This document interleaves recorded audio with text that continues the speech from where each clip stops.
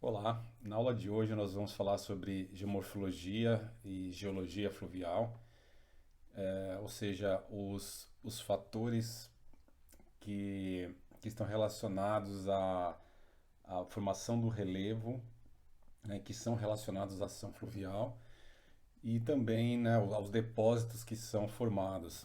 Por isso fica essa coisa entre geologia e geomorfologia fluvial.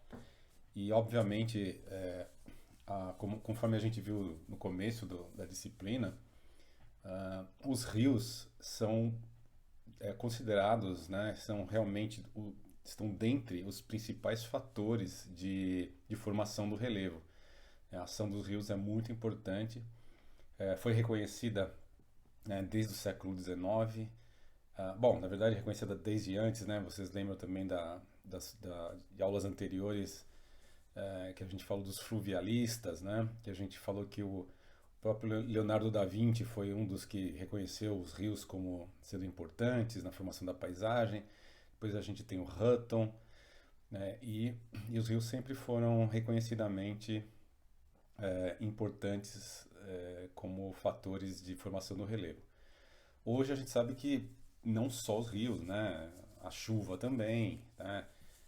A importância da, das águas pluviais é muito grande, mas é inegável que os rios são importantes não só para a formação do relevo, mas porque eles são atratores de ocupação humana, né? E nessa brincadeira a gente sempre vai ter sítios arqueológicos localizados próximos aos rios, né? De maneira que alguns desses sítios podem ser impactados, afetados pela ação fluvial, como a gente vai ver mais para frente, na próxima aula. Então, agora eu vou falar mais especificamente desses fatores fluviais de formação do relevo e depois na próxima aula a gente vai falar dos sítios arqueológicos associados. Bom, então é isso, né? Os rios são importantes, os principais fatores envolvidos nessa dinâmica fluvial são a erosão, a deposição, né, o transporte e a deposição. E a gente viu um pouquinho disso na aula de processos deposicionais, né?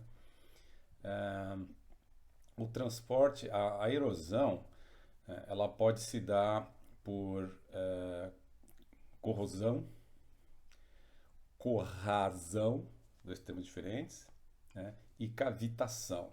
Então, três coisas diferentes que estão envolvidas, são três processos erosivos diferentes, tá? A corrosão é a ação da água em si, da água enquanto fluido, né, das moléculas de água, né, batendo, né, sobre alguma coisa, sobre o substrato, sobre uma rocha, sobre algum material sólido. Né? Então, é a ação da água em si, tá? A água enquanto elemento, água e a pressão da água sobre esse meio, esse arcabouço sólido. A corrasão, que é o termo, né, que a gente não usa no dia a dia, né, então bem técnico, a corrasão é o atrito, é um impacto de partículas que estão imersas na água, que vão sendo levadas pela água e entram em contato e batem nesse meio sólido, né, que forma, vamos dizer, o leito do rio e as margens. Tá? Então, corrosão é considerada como ação só da água, não das partículas do material particulado dentro da água. Agora, se essa água leva consigo partículas de areia, né, e essas partículas de areia e os seixos e outros materiais maiores vão batendo contra o fundo do rio, contra as margens do rio, né, contra rochas que estão no fundo e nas margens do rio, por exemplo, né, e desgastando essa rocha, né, ah, essa modalidade de erosão é chamada de corrasão, beleza? Então é o atrito das partículas. E a cavitação é um termo ainda mais pouco intuitivo, né? E tem a ver com locais onde a água entra em turbilhonamento, onde a velocidade é muito rápida, e aí é um processo é, quase que microscópico. Bom, das aulas de física, vocês lembram que todos os líquidos têm uma pressão de vapor, né? Que a pressão de vapor é a pressão que faz com que aquele líquido se mantenha em estado líquido. Vamos dizer, é a pressão das moléculas, né, que se tiverem em equilíbrio, né, a quantidade de moléculas que entram em estado de vapor e a quantidade de moléculas que permanecem em estado líquido é constante, então você não tem evaporação. Né? Se a pressão de vapor aumentar, você começa a ter mais evaporação, ou seja, mais moléculas vão para o estado gasoso, né, do que moléculas estão no estado líquido. Então você começa a ter mais evaporação. Bom, cada líquido tem a sua pressão de vapor a uma dada temperatura e a uma dada pressão. Então a pressão de vapor da água, né, a gente sabe que se você imprime calor na água a pressão de uma atmosfera, ou seja, lá no nível do mar, né, ela vai atingir o ponto de ebulição a 100 graus. Né? Se a gente estiver em São Paulo, por exemplo, que da onde eu estou falando agora, está 800 metros acima do mar, a água entra em ebulição a menos de 100 graus. Tá? Por quê? Porque a pressão é menor. Bom, toda essa história é para dizer que quando a água turbilhona, né, você pode ter uma diferença de pressão entre as moléculas, né, que forma micro, que forma algum tipo, uma coisa assim, não chega a ser vácuo, né, mas dá uma diminuída em alguns pontos do fluido, né, vai haver uma diminuição da pressão, formação de bolhas com vaporização de água dentro das bolhas. Ou seja, a pressão diminui tanto que localmente, em algumas micro bolhas, é formado vapor de água. Mesmo que você esteja a uma temperatura ambiente, ou seja, a água não está em ebulição, no sentido que você aumentou ela até 100 graus. Né? Mas, naquelas condições de turbilhonamento,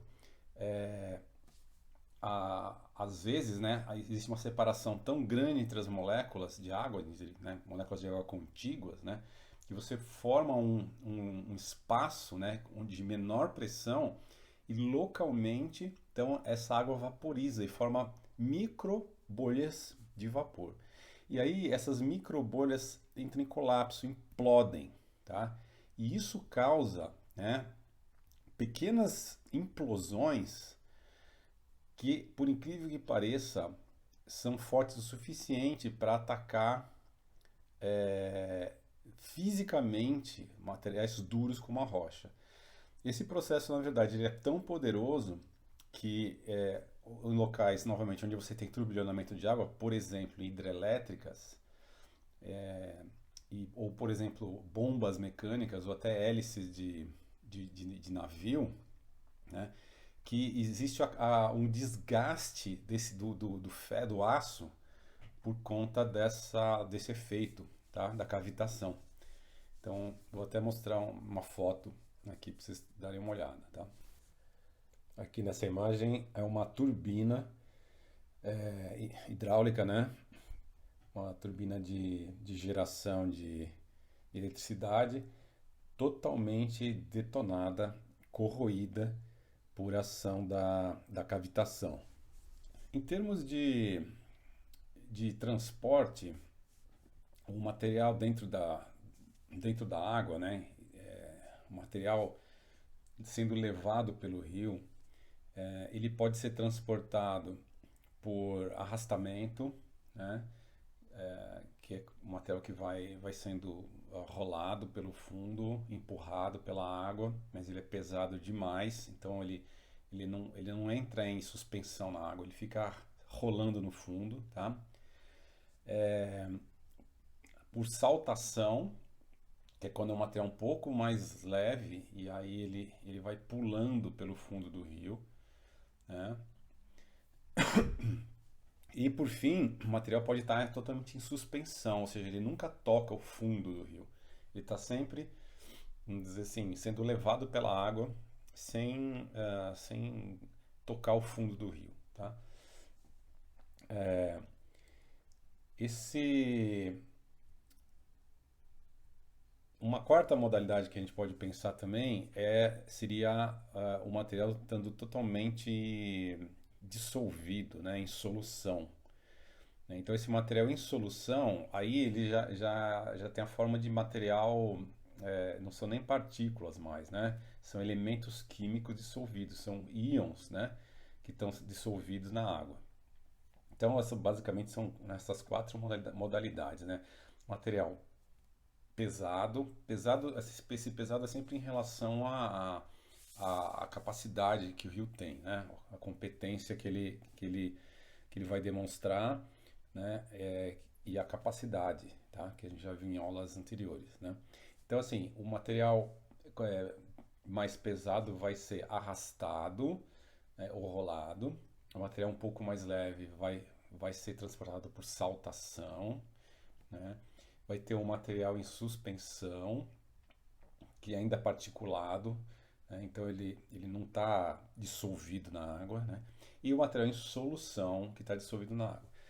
Especialmente, então, assim, é claro que do ponto de vista, vamos dizer assim, intuitivo, a gente percebe o rio levando blocos, seixos, matacões, a gente percebe o rio carregando areia, né?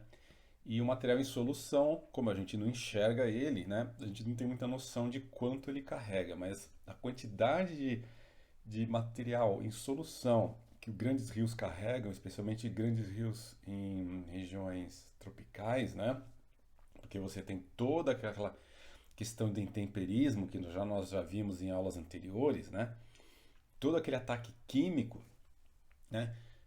Toda aquela água percolando pelo solo e depois chegando no rio, né? São toneladas de elementos químicos dissolvidos na água.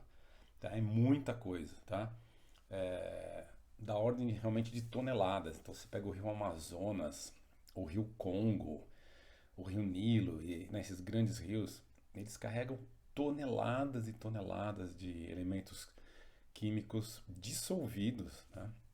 Então, isso causa, obviamente, esse material, se todos esses elementos químicos, essas toneladas, estão sendo levadas pela água de maneira que você não enxerga, né? São toneladas de materiais que estão sendo retirados da paisagem, né? Portanto, a gente vai percebendo, né, como aquela ideia de etiplanação, né, de ataque químico e que a paisagem vamos dizer, descendo, né, como aquela ideia é viável, né?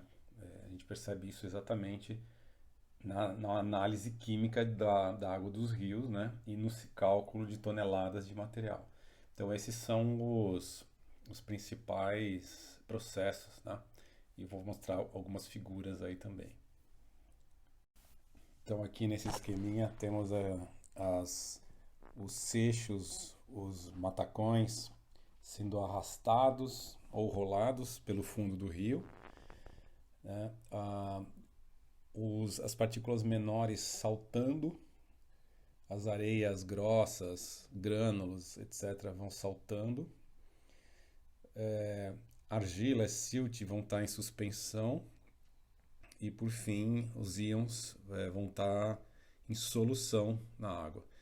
Então, obviamente, o tamanho das maiores grãos que podem ser carregados em suspensão, em saltação, etc., vai depender da energia do rio naquela hora, naquele momento, né?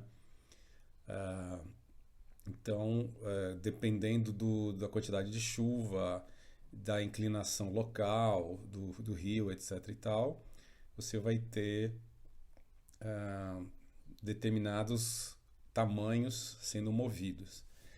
E por isso esse conceito é tão importante, né? O conceito de competência, né? Ou seja, o maior grão, né? O maior clasto que pode ser carregado por um determinado corpo d'água, né? Qual que é a competência dele.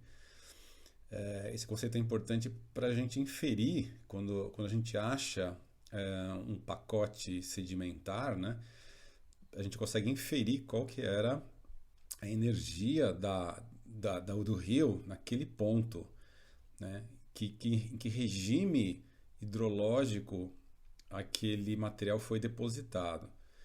Isso é imprescindível, né? Para você entender o que aconteceu ali naquele local em que você acha material arqueológico, por exemplo.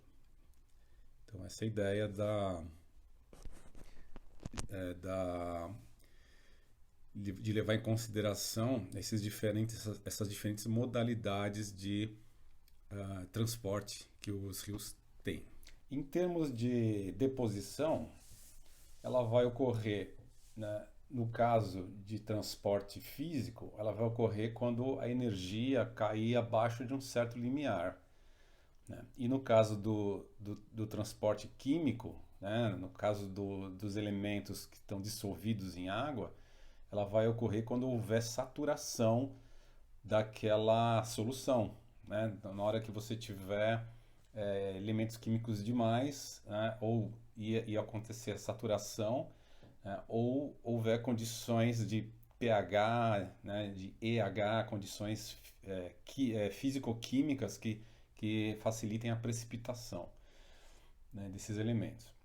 Então, em ambos os casos, seja físico ou químico, você vai ter o material que estava sendo carregado pelo curso d'água vai cessar de ser carregado pelo curso d'água. Ele vai parar em algum ponto e lá ficará.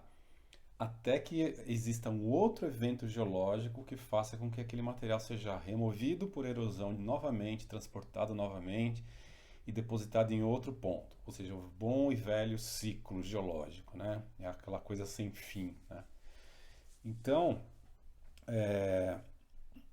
a deposição, no fim das contas, né, é o que a gente tem. Né? A gente, enquanto geólogo, ou enquanto geomorfólogo, ou enquanto arqueólogo, ah, é o evento final, né? É graças a essa deposição que a gente tem material para estudar. A partir do momento em que o ciclo geológico é retomado, esse material vai ser erodido e tchau. Tá? Então, ah, graças às ao entendimento dos processos de transporte e de deposição, é que a gente vai conseguir fazer as tais inferências a respeito do que aconteceu naquele local. Né? Qual que era a energia envolvida, quais eram os fatores bióticos e abióticos, né, envolvidos naquela deposição, etc. e tal. Beleza? É importante levar em consideração que existe uma balança, né, entre a quantidade de sedimento que entra no rio, que está sendo despejada no rio pela erosão, pelos processos de vertente, que a gente já viu em aulas anteriores, né? E pela própria erosão do rio, no leito e nas laterais, né? Então o rio erode de porções superiores a montante, transporta e deposita a jusante, né? E durante esse processo ele está recebendo material das vertentes o tempo inteiro. Tá? Então, é, essa carga de sedimento que o carrega, né, ele é um dos lados da balança. Tá? E do outro lado da balança, a gente tem a descarga, né, a capacidade que o rio tem de carregar esse sedimento. Então, essa balança, né, ela pode pender para um lado ou para o outro. Né? Se você tem muito sedimento entrando no rio em quantidade superior à descarga do rio, a capacidade que o rio tem de levar embora esses sedimentos, você vai ter a balança pendendo para um lado que vai ser a da agradação, né? Ou seja, o rio vai acabar ficando literalmente entulhado de material. Ele vai acabar subindo o nível dele, né? Porque o leito dele vai ficar cada vez mais cheio, tá? E esse rio vai tender a construir terraços, tá? Com frequência, ele vai ah, promover enchentes, né? E vai acabar aumentando o nível do sedimento, né, localmente. Tá? Se a balança pender para o outro lado, né, se a capacidade de descarga do rio for superior à quantidade de sedimento, essa balança vai pender para o lado da degradação, tá? Ou seja, o rio vai tender a cortar os sedimentos e levar esses sedimentos embora, porque você tem muito mais fluxo de água, né? Entendeu? Então, esse balanço entre quantidade de sedimento que entra no sistema fluvial e a vazão do sistema fluvial vai fazer com que, em alguns pontos, você tenha a gradação, você vai ter acumulação de sedimentos, e em outros pontos você tem a degradação, os sedimentos sendo levados embora, a incisão do rio no leito. Tá? Então isso é muito importante porque vai implicar em morfologias diferentes do rio. Vai implicar na formação de terraços fluviais. Isso por quê? Porque existem algumas feições básicas de rios que a gente, né, umas feições básicas da morfologia do rio que a gente entende melhor numa seção transversal do rio. Então esse aqui é um esqueminha clássico de seção transversal de um rio, tirado do livro do Cristofoletti. E aqui vocês veem, né, um leito vazante, que é o leito do rio no mínimo na estação de seca. Um leito menor, que seria o leito do rio normal, né, quando ele está num regime hídrico, vamos dizer assim, normal, não tenha passado por uma grande seca. Dos dois lados, os diques, ou diques marginais, que eu vou explicar como é que eles são formados. E depois um leito maior, que é quando o rio extravasa, quando você tem uma enchente, né, e o rio rompe esses diques marginais. Então seria uma área de várzea, né, uma área em que é sazonalmente inundada. Então tudo isso faz parte do rio, é considerado como fazendo parte do rio, mesmo que na maior parte do tempo o rio não ocupe esse leito maior, assim como na maior parte do tempo ele não ocupe o leito vazante, ele fique ali geralmente, normalmente restrito no leito menor, né? Ah, o leito maior faz parte do rio, essa é a ideia. O que é o leito maior? O que são essas áreas sazonalmente inundáveis, né? Ah, elas são aquelas áreas que depois que você tem a urbanização, né? As pessoas, infelizmente, as pessoas mau caráter vendem terrenos nessas regiões, e as pessoas desinformadas ou por falta de dinheiro compram terreno nessas regiões, que é o leito maior do rio, constroem suas casas e todo ano vão ter suas casas inundadas, né? Isso acontece muito frequentemente aqui em São Paulo. Tem toda uma história tenebrosa de por que isso aconteceu, de por que essas regiões da várzea do Rio Pinheiros e do Rio Tietê foram ocupadas, né? Depois, quem tiver interesse em ver a história disso, não é muito difícil achar, mas dizem que tem a ver com uma falcatrua feita pela Light Power and Company, né, que era a companhia inglesa, e que teoricamente induziu uma cheia dos rios Tietê e Pinheiros, fechando as comportas. né? Porque tinha uma lei que dizia que eles teriam, por retificarem o leito dos rios e deixarem eles retilíneos, como hoje são os canais do Rio Pinheiros e Tietê, eles teriam direito a explorar as terras na cota de máxima inundação. O que eles fizeram? Fecharam as comportas, arranjaram uma bela cota de máxima inundação e depois daquilo eles tiveram direito a esses terrenos todos, que hoje são bairros nobres de São Paulo e alguns nem tão nobres, né? Mas saindo um pouquinho da parte de corrupção endêmica do nosso país, quem constrói casa no leito maior do rio pode garantir que, se não todo ano, mas uma vez a cada alguns anos, vai perder tudo que tem na casa, tá? A não ser que a casa seja feita em cima de palafitas, né, que é uma outra opção. Então, isso tudo faz parte do rio, né? O que acontece depois é que, dependendo da dinâmica, né, esse terraço, esse leito maior, pode ser abandonado. Por quê? Porque o rio pode fazer uma incisão, ele pode acabar erodindo o leito, o fundo dele, né? O leito menor, e deixando o leito maior abandonado, ou seja, ele nunca mais consegue encher a ponto de alagar o leito maior. E esse leito maior, nesse sentido, vai virar um terraço fluvial, né? E não vai ser mais considerado uma planície de inundação. Aqui, esse outro esquema, retirado do trabalho de Messias e Magalhães, 2014, no Simpósio Nacional de Geografia Física em Manaus. Esse desenho, esse esqueminha aqui, ele é interessante porque ele mostra, então, o leito menor ali do rio, em azul.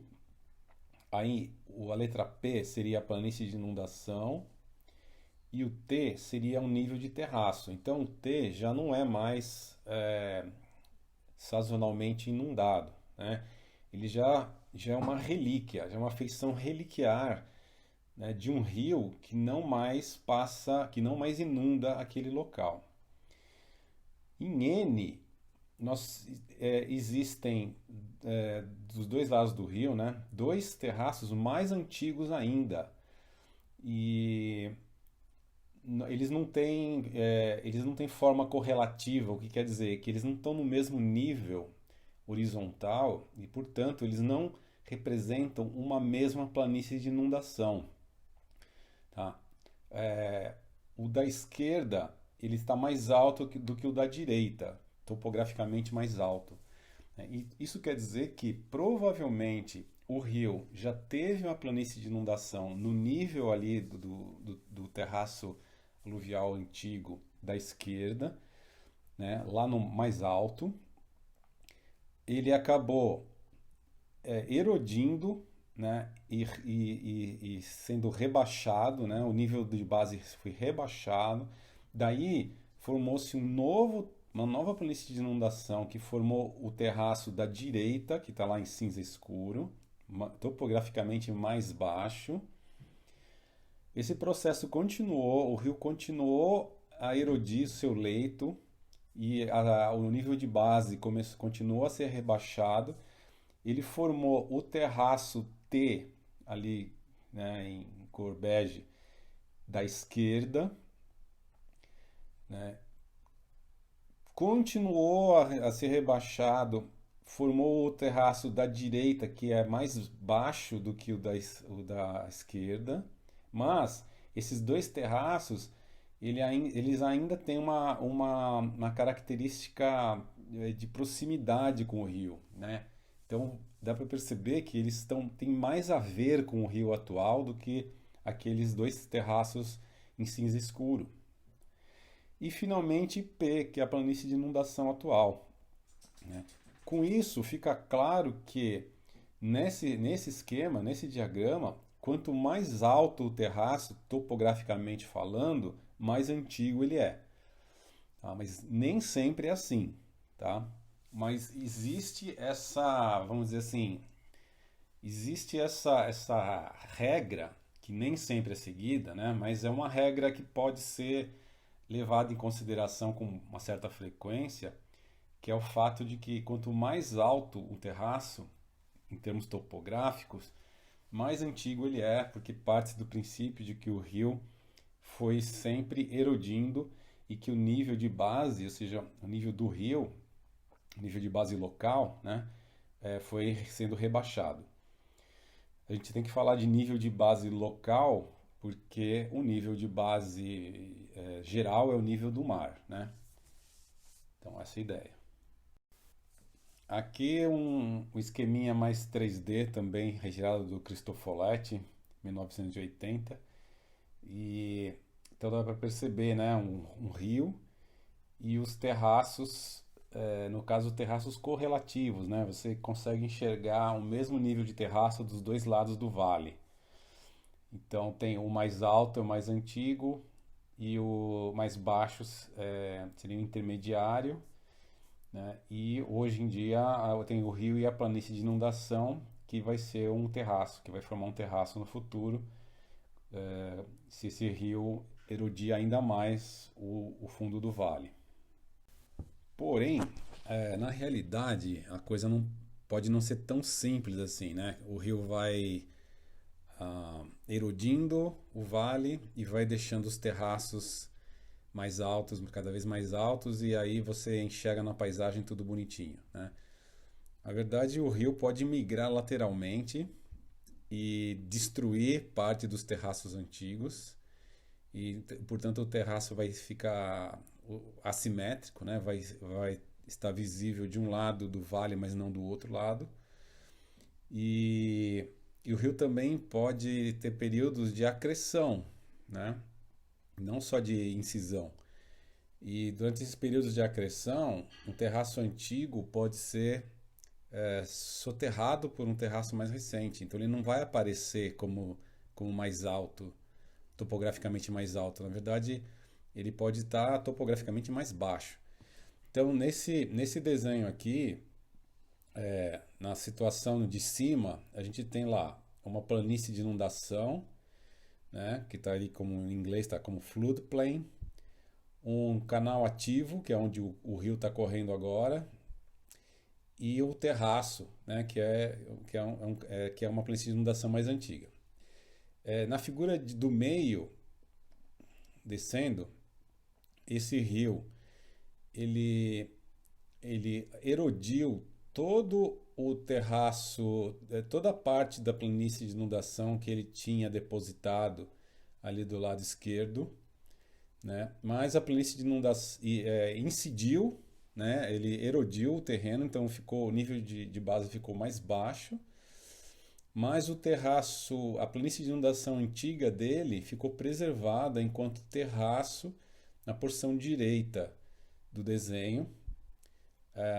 Aqueles risquinhos verticais ali é uma anotação para formação de solo. Tá? O solo foi formado ali, né? E aquele terraço mais antigo continua aparecendo, né, nos dois lados do desenho ainda. Tá? Já no desenho de baixo, inferior, houve um evento de agradação.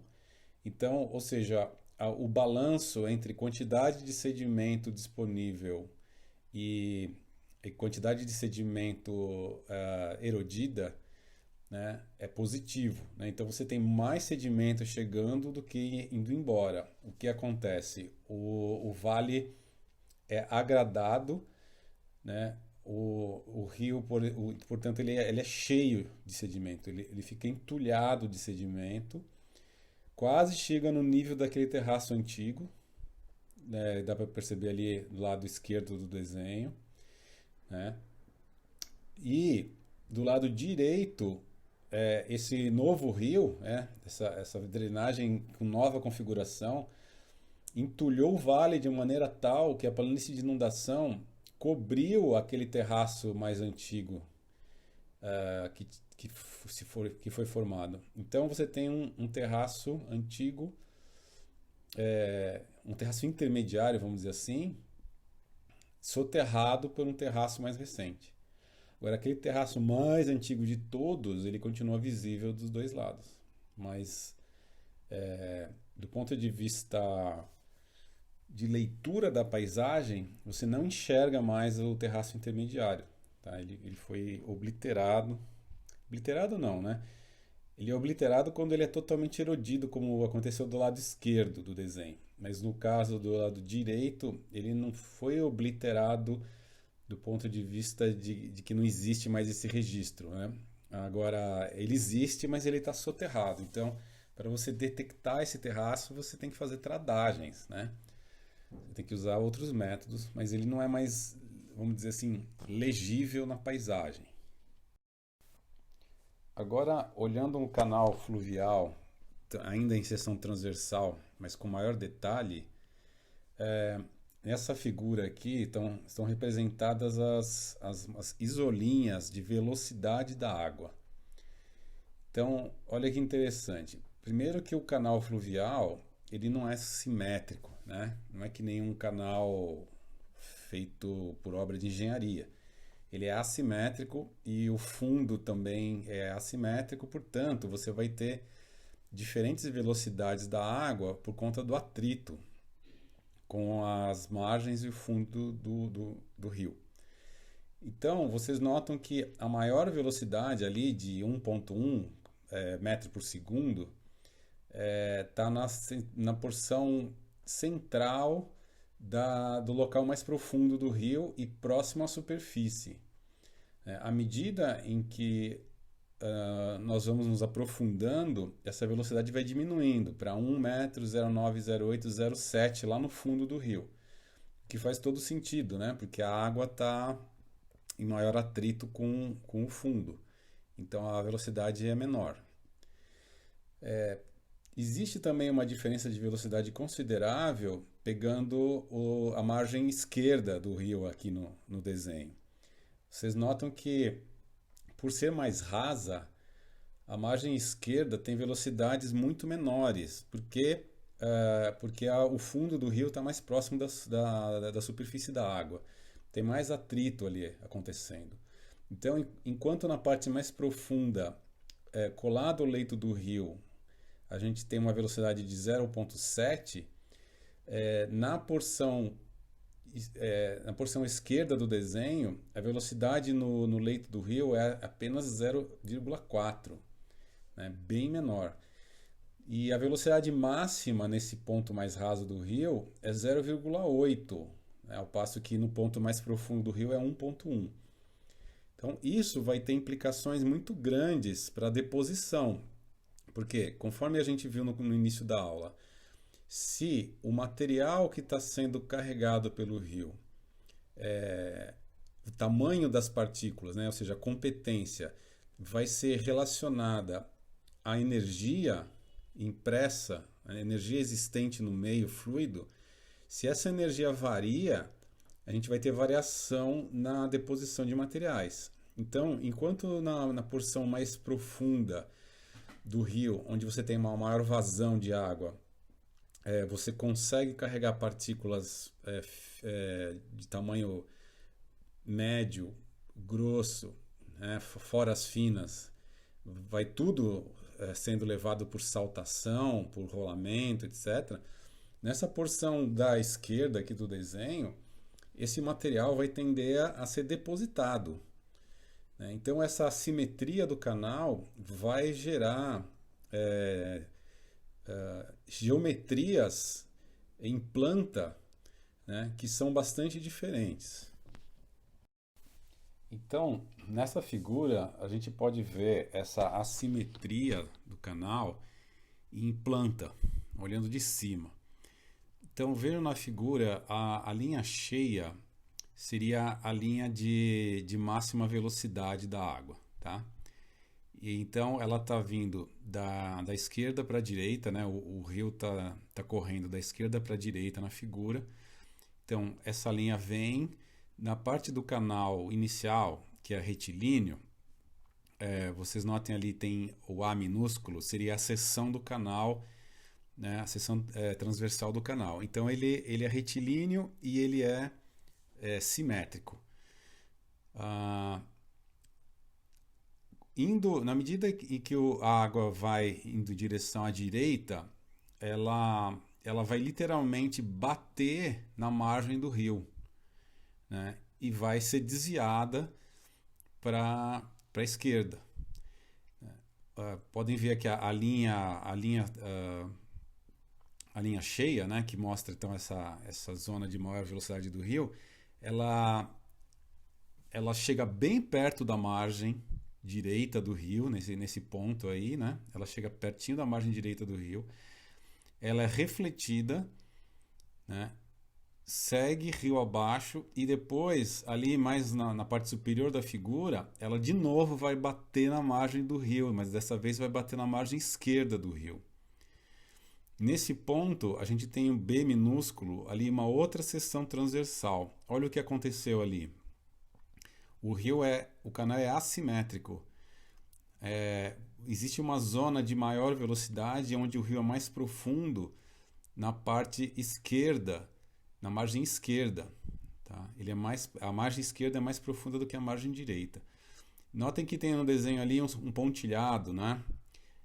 Ali a velocidade é menor, né? Como a gente viu na figura anterior, porque o rio é mais raso, né? E porque a velocidade maior é ali na parte mais profunda. Então, o que acontece ali é a deposição de uma barra arenosa. Tá? Esses depósitos chamam depósitos de Pontal. Tá? Então, point bar deposits em inglês, né? Depósitos de Pontal de barra. Ou seja, é a famosa praia do rio. É ali que forma uma prainha, forma uma praia que pode ser de areia, pode ser de cascalho, né? Mas é no local do rio onde se forma uma praia. E do lado oposto é onde tem mais água correndo. Né? E assim vai. E o rio vai apresentando esse padrão de canal assimétrico, onde você tem, nesse desenho aí, por exemplo, né? Voltando ali para a parte esquerda do desenho. O rio vem por um canal simétrico retilíneo. Na hora que a água bate na margem direita, existe erosão. Então ali vai ter um barranco, né? O rio vai erodir a margem direita na primeira curva. Na segunda curva, ele vai erodir a margem esquerda, vai ter outro barranco e depois ele continua. Então, o lado de fora da curva do rio geralmente vai ser um barranco, porque é ali que vai estar ocorrendo erosão. E o lado de dentro da curva do rio, geralmente vai haver deposição de sedimento com a formação de uma praia. Então, isso é uma questão de física, tá? Os rios todos obedecem esse padrão. Você vai ter na parte externa da curva erosão, na parte interna da curva deposição. Essa questão de erosão e deposição, ela não depende, obviamente, só da água, né? Só do rio. Depende das condições da margem, né? Depende da rocha constituinte da margem, se é o próprio sedimento do rio que vai ser erodido ou se ele bateu num afloramento rochoso, né?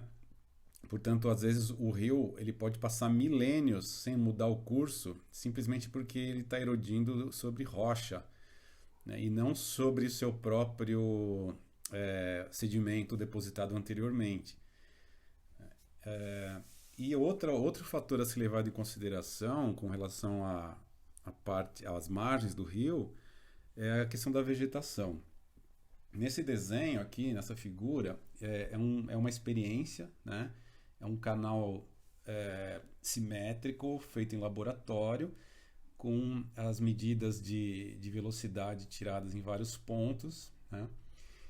E do lado esquerdo da figura é a velocidade medida num canal totalmente livre, sem nenhum tipo de obstáculo, a não ser o próprio atrito no fundo do canal e nas laterais.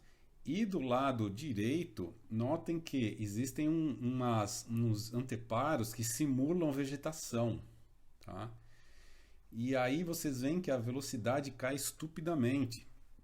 Então seria uma situação, vocês vão falar assim, mas a árvore está plantada dentro do canal? Não, né? Seria a ideia do que acontece quando você tem ou raízes que se projetam, né? Ou mesmo você tem árvores e o rio, no período de cheia, atinge essas árvores. Então, a velocidade da água vai diminuir enormemente por conta da existência desses anteparos que são os troncos e raízes de árvores plantadas ali, plantadas assim, existentes, né? Na margem do rio. Ou seja, é o papel das matas galeria, né? Ou das florestas ripárias, né? Aquela mata que nasce com mais vigor nas proximidades do curso d'água, né? E que felizmente a legislação ambiental hoje proíbe de cortar, né? Se bem que tem gente que ainda corta. Bom, a gente já não sabe nem se vai existir legislação ambiental em breve, mas se as pessoas levassem em consideração o conhecimento técnico e a ciência, né, para a tomada de medidas decisórias, deixariam com certeza preservada a mata ciliar, ou mata galeria, ou mata ripária, né? Mas às vezes a pessoa quer ganhar lá uns metrinhos quadrados a mais de pasto e corta tudo, tá? Então, isso mostra de forma gráfica, né, o impacto que a vegetação pode ter na diminuição da velocidade da água e, por conseguinte, na capacidade erosiva do rio, né? Obviamente, se você diminui a velocidade da água, você vai ter muito menos erosão da margem. Isso tem implicações também se a gente pensar em termos de paleoambientes, né?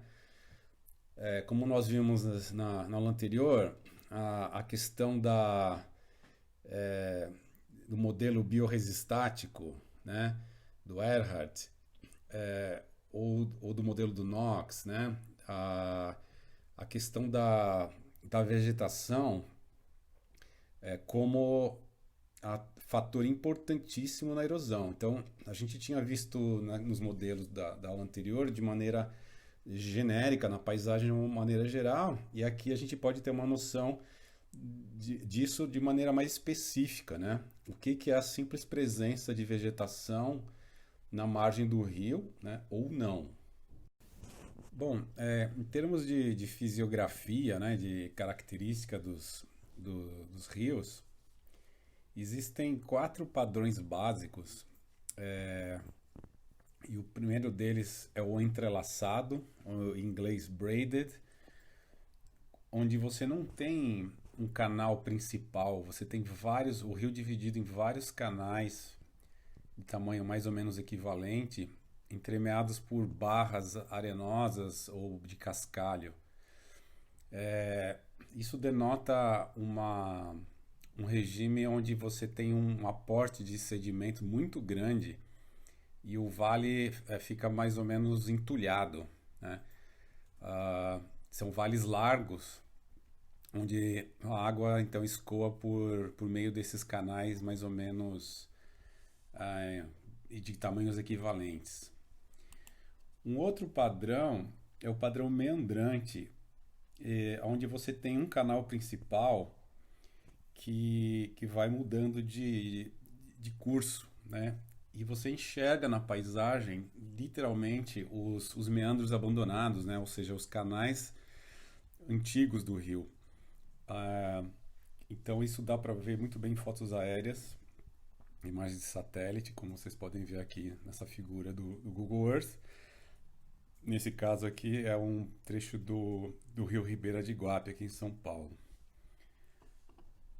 O terceiro padrão é um padrão retilíneo, e dificilmente você tem um rio todo retilíneo, né? São trechos do rio que tem esse padrão retilíneo. Claro que não conta os rios canalizados, como o Rio Tietê e o Rio Pinheiros, né? A gente está falando aqui de padrões naturais. E geralmente eles são retilíneos porque eles estão acompanhando alguma linha de falha ou de fratura. Então existe um condicionamento geológico para isso. E aqui é um trecho do Rio Paraíba do Sul, em São Paulo também. E por fim, o padrão anastomosado, ou anastomosed, que é onde você tem alguma similaridade com o padrão entrelaçado, mas no caso, os canais do rio, eles são mais perenes, e essas ilhas que se formam entre os braços do rio são mais estáveis, tá? Elas têm vegetação. Tá? Então esse é um exemplo de rio anastomosado no trecho do rio Solimões, na Amazônia. Então esses são os padrões principais e eles têm algumas implicações climáticas, né? Enquanto o entrelaçado ele é mais relacionado a climas áridos, semiáridos, ou seja, onde você tem um input de sedimento muito grande, no caso dos outros rios, eles são mais relacionados a climas mais temperados ou úmidos.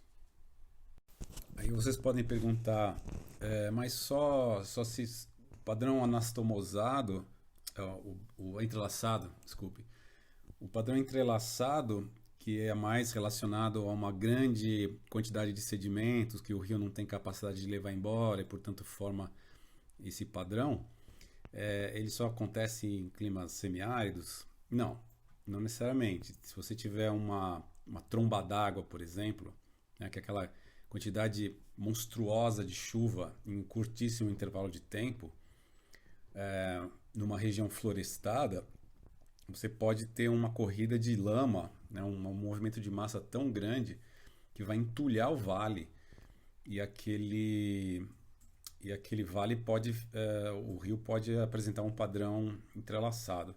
Claro que isso por algum tempo, né? Depois ele vai tender a voltar em condições normais. Isso pode acontecer também por incompetência humana. Por exemplo, essa foto aqui mostra a região de Brumadinho antes. E aqui a mesma área depois do rompimento da barragem da empresa Vale do Rio Doce. Quer dizer, é uma incompetência tão grande que formou esse depósito geológico que vai ficar aí preservado por milênios para os arqueólogos do futuro testemunharem a nossa incompetência. Então, tá aqui, fique à vontade para comparar as imagens do antes e do depois e da destruição que isso causou. Na verdade, agora a gente tem tanta destruição em tantas áreas diferentes que essas coisas ficam meio esquecidas, né? Então, juntando o que a gente viu até agora, é possível perceber essas feições fluviais antigas, né, na paisagem, na forma de paleocanais, na forma de terraços antigos, etc. Então aqui é uma figura do Muraro e outros 2019, apresentado também no Sinagel, Simpósio Nacional de Geografia Física. E aqui é um trecho do rio Atibaia, aqui em São Paulo, e nessa figura dá para perceber o rio Atibaia atual, que é a linha azul, e algumas gerações de paleocanais do rio, ou seja, locais por onde o rio passou. E também os terraços.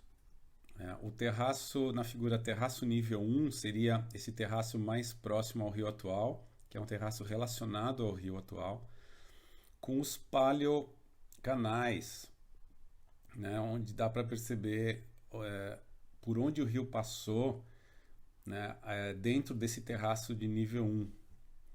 E é possível perceber também um terraço de nível 2, mais antigo e topograficamente mais alto, ou seja, o rio Atibaia, ou Paleo Rio Atibaia, né, o rio Atibaia antigo, já passou num nível mais alto, né, quando o vale dele, inclusive, era mais largo. E isso tudo, com certeza, tem implicações paleoambientais, né? Já se percebeu pelo menos aqui para o estado de São Paulo, e que canais datados aí do último máximo glacial, ou do, né, por volta de 30 mil anos,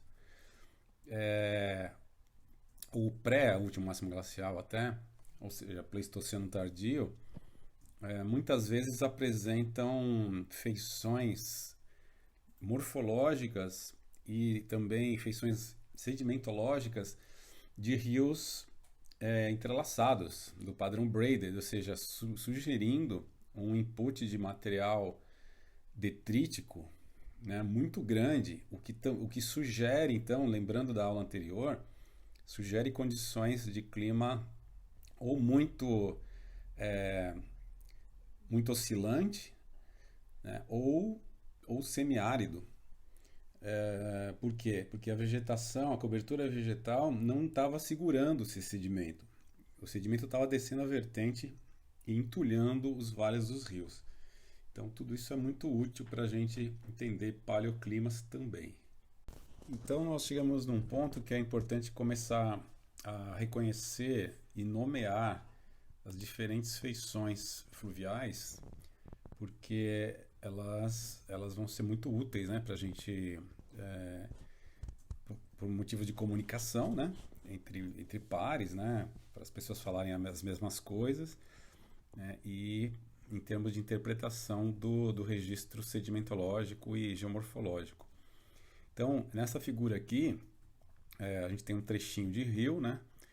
Primeira coisa que vocês têm que notar é que o canal é assimétrico. Então, vocês percebem que para o lado direito da figura, o canal é mais profundo do que para o lado esquerdo.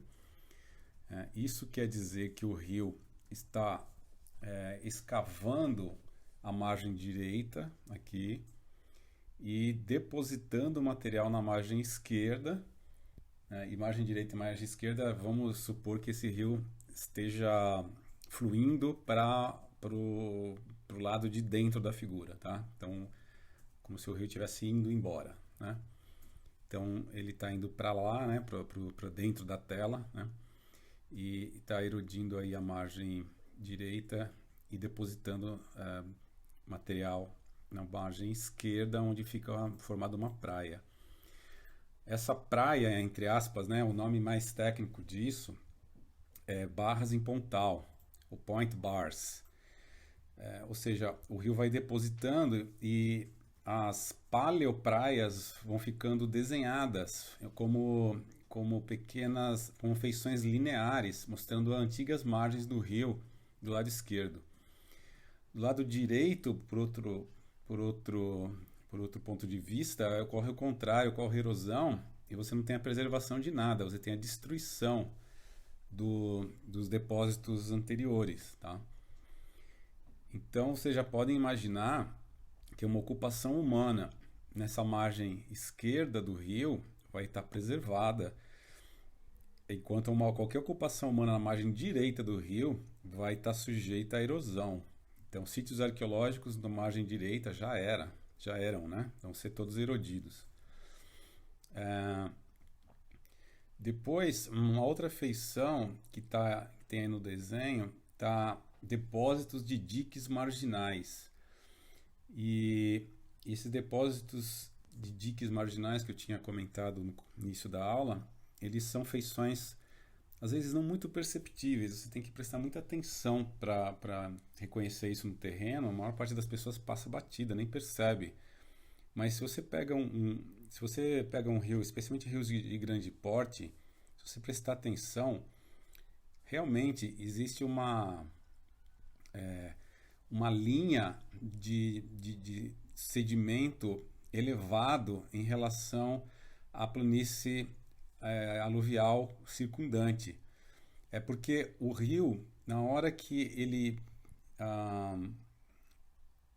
ele extrapola o canal, o leito dele, né, o leito menor onde ele costuma correr, né, na hora que ele extrapola esse leito e inunda a planície, existe uma perda de energia brusca, Então vocês imaginam lá o rio confinado no canal, ele está lá com uma vazão de, sei lá, vamos chutar aí, 3 metros por segundo, né? E o sedimento tá sendo levado.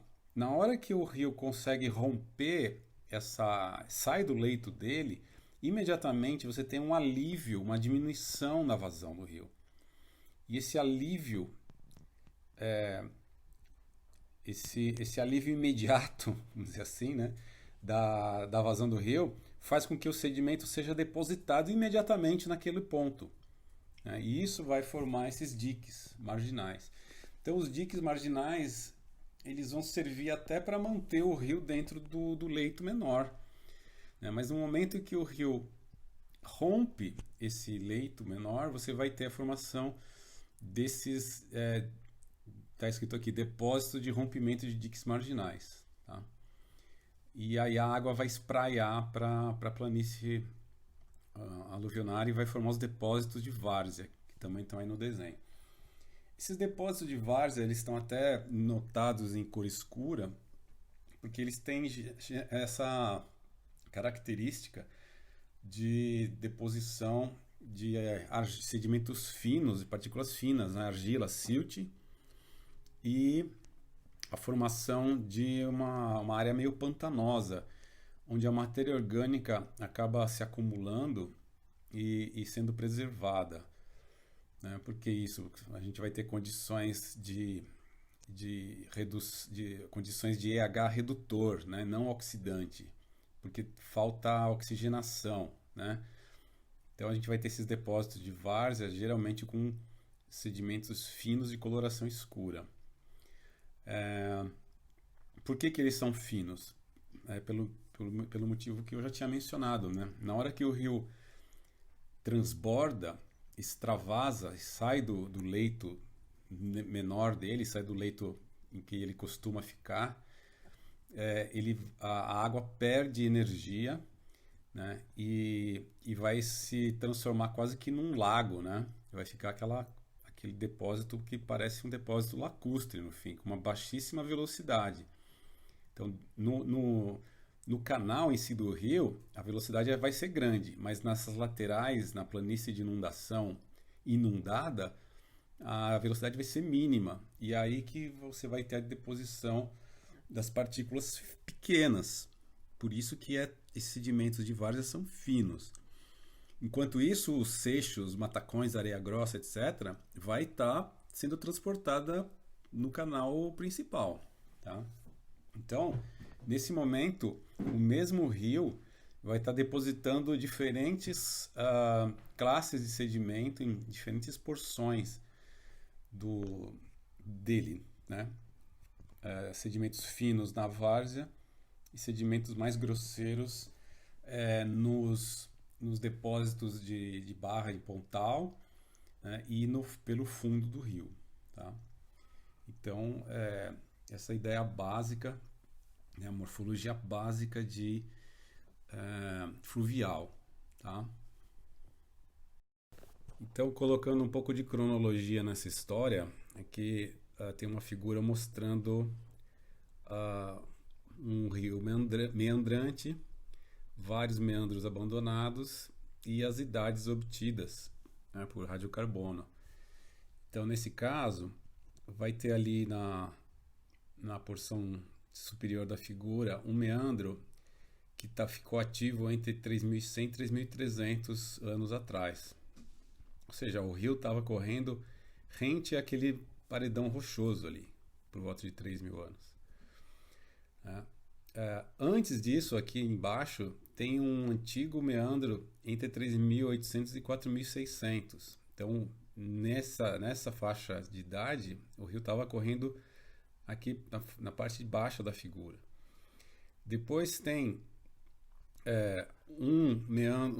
alguns meandros que são mais recentes, inclusive vocês notem que eles ainda têm água dentro deles, né? Eles ficam alagados, que tem já 2.000 anos. Esses são chamados Oxbow Lakes, né? Lagos em forma de chifre de boi. Então esses Oxbow Lakes, no caso daí da figura, eles representam antigos canais do rio, antigos meandros do rio que estavam ativos por volta de 2.000 anos e que ainda são bem visíveis na paisagem. Moral da história: esse é tipo da paisagem que você não vai esperar encontrar sítios paleoíndios, por exemplo, né? É simplesmente impossível. Então, entender um pouco que seja de geomorfologia fluvial e ter uma ideia do intervalo de tempo existente nessas mudanças relativamente abruptas do curso dos rios é imprescindível para você não só fazer interpretações, mas para você basear os seus métodos de prospecção. Então, não adianta procurar sítios antigos na beira de rios de grande porte. Tá? Sítios antigos eu digo do Oceano Médio para trás, né? Porque esses rios de grande porte, eles são muito agentes poderosíssimos de retrabalhamento. Então eles vão sair para lá e para cá e erodir as margens, né? Em poucos milênios eles varrem todo o fundo do vale, né? E levam tudo embora. Então existem os lugares certos para você procurar sítios antigos, né? E outra coisa é que mesmo para sítios mais recentes, fazer inferências a respeito de localização de aldeias, etc e tal, sem levar em consideração a dinâmica fluvial, também é uma roubada, né? Porque alguns trechos do rio poderiam estar cheios de aldeias, por exemplo, que foram literalmente varridas, né? Então, novamente, sem geoarqueologia, né, não dá para fazer arqueologia nenhuma, né? As suas inferências ficam muito, muito fragilizadas, né? Aqui um outro exemplo, esse aqui do artigo do Rolf Mandel, falando de terraços fluviais lá nos Estados Unidos. E aqui nesse exemplo, que é um exemplo tirado do mundo real, né? Notem, tem um exagero, tem a escala vertical, né? Tá um pouco exagerada aí.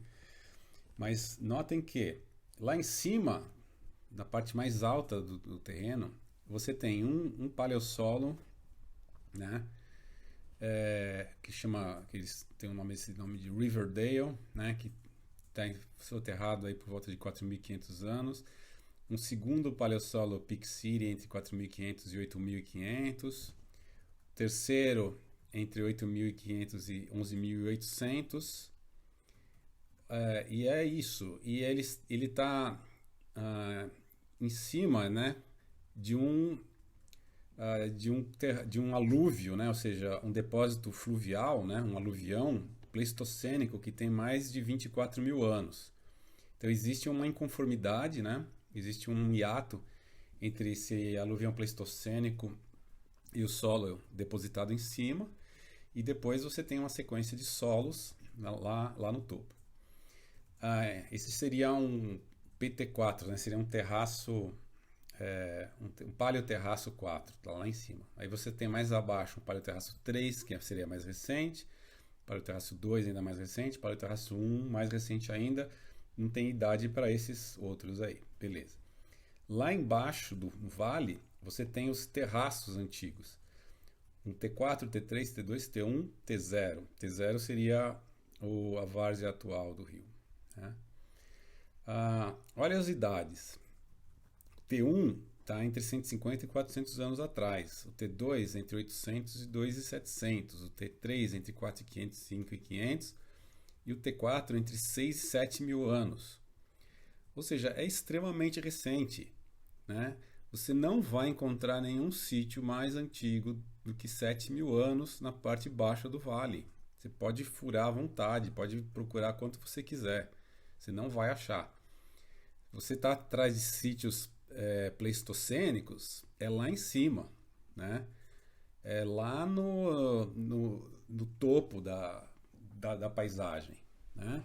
E esse pessoal estava provavelmente acampando perto do rio, só que o rio estava lá em cima. Né? Houve uma incisão muito, muito forte. Né?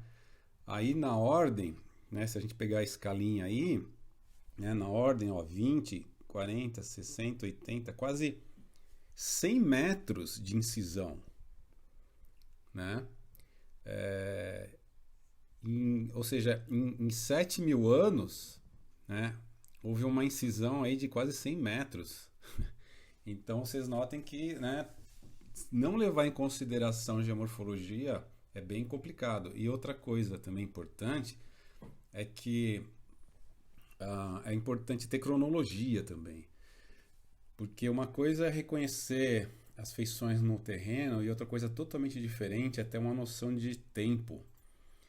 Né? Então, muitas vezes, coisas que a gente acha assim que, nossa, deve ter passado milhares, milhões de anos para acontecer. Isso, na verdade, pode ter acontecido muito rápido.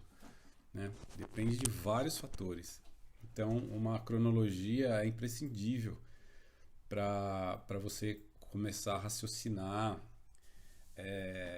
geoarqueologicamente, né? Porque só geomorfologicamente não é suficiente, né? Só reconhecer que você tem PT4, PT3, PT2, PT1, T4, T3, T2, T1, isso é uma coisa. A outra coisa é quando que aconteceu isso. Então, com essas noções básicas de geomorfologia fluvial, a gente pode avançar e começar a pensar nas implicações para os sítios arqueológicos, e é o que a gente vai ver no próximo tema. Obrigado.